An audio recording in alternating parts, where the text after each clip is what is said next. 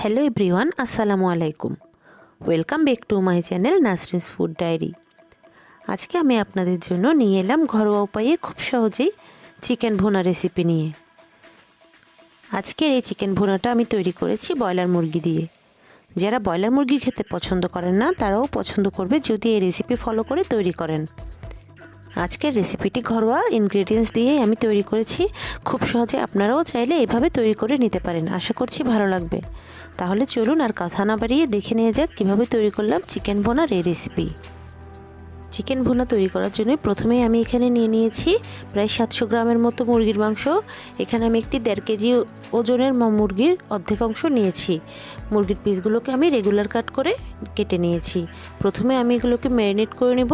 সামান্য পরিমাণ হলুদ, সামান্য পরিমাণ লবণ এবং সামান্য পরিমাণ মরিচ গুঁড়ো দিয়ে আমি এগুলোকে হাত দিয়ে ভালোভাবে মাখিয়ে নিব, কারণ আমি এগুলোকে ভেজে নিব, তাই আমি এগুলোকে ম্যারিনেট করে নিচ্ছি। এর মধ্যে এখন দিয়ে দিয়েছি 1 টেবিল চামচ পরিমাণ সয়া সস।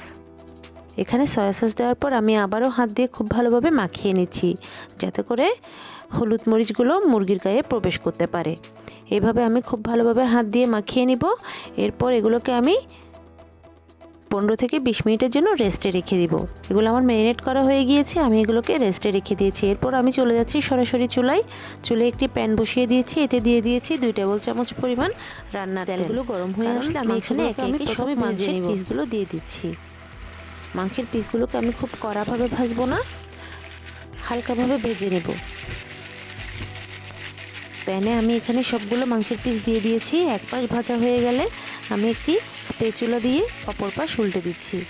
মাংসের পিসগুলোকে খেয়াল করে দেখুন, আমি কিন্তু খুব কড়াভাবে ভাজিনি, যেহেতু আমরা মাংসগুলোকে রান্না করব। এখানে আমার মাংসের পিসগুলো ভাজা হয়ে গিয়েছে। আমি একটি চামচের সাহায্যে সবগুলো মাংস উঠিয়ে নিচ্ছি। এখন আমি ওই একই প্যানে আরও 2 টেবিল চামচ পরিমাণ রান্নার তেল দিয়ে দিচ্ছি। তেলগুলো গরম হয়ে আসলে ফোড়ন হিসেবে আমি দিয়ে দিচ্ছি 2টা তেজপাতা, 4-5টা এলাচ, 2 টুকরো দারচিনি এবং 4-5টা গোলমরিচ।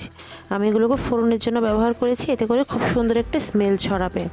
আমি একটি স্প্যাচুলা দিয়ে মশলাগুলোকে নেড়ে চেড়ে দিচ্ছি। খুব গরম অবস্থায় মশলাগুলো দিবেন না, এতে করে পুড়ে যেতে পারে। এরপর আমি এর মধ্যে দিয়ে দিয়েছি 1/2 কাপ পরিমাণ পেঁয়াজ কুচি।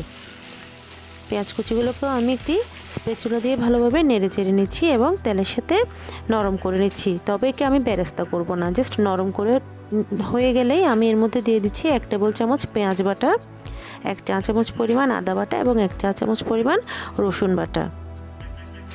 দিয়ে দিচ্ছি 1/2 চামচ পরিমাণ বাদাম বাটা, এটি অপশনাল, আপনাদের না থাকলে না দিলেও চলবে। এর মধ্যে দিয়ে দিচ্ছি 1 চা চামচ পরিমাণ সরিষা বাটা।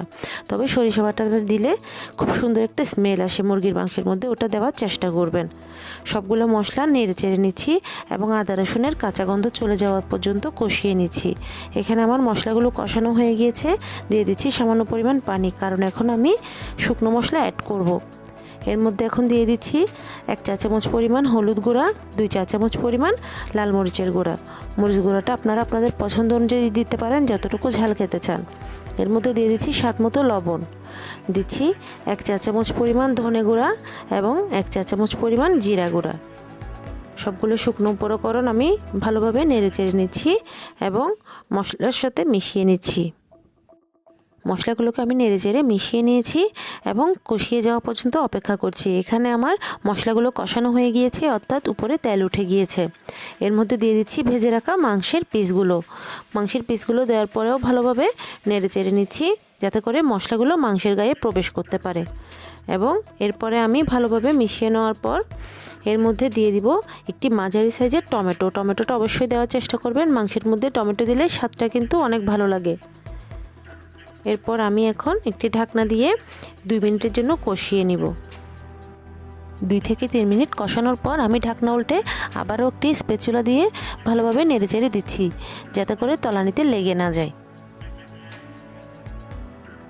ভালোভাবে নেড়েচেড়ে মিশিয়ে নেওয়ার পর এর মধ্যে এখন আমি সামান্য পরিমাণ পানি অ্যাড করে দিলাম। খুব বেশি পানি অ্যাড করা যাবে না, যেহেতু আজকে আমি চিকেন ভুনা তৈরি করছি। এই রেসিপিতে আমি খুব বেশি ঝোলের পরিমাণ দিব না, জাস্ট মাখা মাখা পরে রান্না করব। এখন ভালোভাবে কষিয়ে নেওয়ার পর আবারও ভালোভাবে নেড়েচেড়ে মিশিয়ে নিচ্ছি। আমি 7 থেকে 8 মিনিট এইভাবে ঢাকনা দিয়ে মাঝারি আঁচে রান্না করেছি। 8 মিনিট পর এর মধ্যে আমি এখন অ্যাড করে দিব গরম মশলার গুঁড়ো। আমি এখানে হাফ চা চামচ পরিমাণ গরম মশলার গুঁড়ো অ্যাড করে দিয়েছি। আবারও ভালোভাবে নেড়েচেড়ে গরম মশলাগুলো মিশিয়ে নিচ্ছি। সবশেষে আমি এর মধ্যে অ্যাড করে দিব 4-5টা কাঁচামরিচ। এতে করে খুব সুন্দর একটি অ্যারোমা ছড়াবে। এবং দিয়ে দিচ্ছি স্বাদ মতো ধনেপাতা। এখন আমি 2 মিনিট ঢাকনা দিয়ে রান্না করব। এরপর চুলার জাল অফ করে দিব। ব্যাস তৈরি হয়ে গেল আমার মজাদার চিকেন ভুনা। দেখতেই পেয়েছেন আমি এখানে এক্সট্রা কোনো মশলা ইউজ করিনি, সবগুলো ঘরোয়া মশলা দিয়েই তৈরি করেছি। তবে যে গরম মশলাটি ব্যবহার করেছি ওটা আমার ঘরের তৈরি। আপনারা চাইলে এর রেসিপি আমি ডেসক্রিপশন বক্সে দিয়ে দিব, আপনারা দেখে আসতে পারেন। এখন পরিবেশনের পালা। আপনারা আপনাদের পছন্দ অনুযায়ী পরিবেশন করতে পারেন। যদি আজকের রেসিপিটি ভালো লেগে থাকে তাহলে অবশ্যই চ্যানেলটি সাবস্ক্রাইব করে পাশে থাকবেন। পাশে থাকা বেল বাটনটি ক্লিক করে দিবেন যাতে করে নতুন নতুন রেসিপি পৌঁছে যায় আপনাদের কাছে। এবং একটি লাইক করবেন, কমেন্টসে জানাবেন কোনো মতামত থাকলে। সবাই ভিডিওটি শেয়ার করবেন। ভালো থাকবেন। আল্লাহ হাফেজ।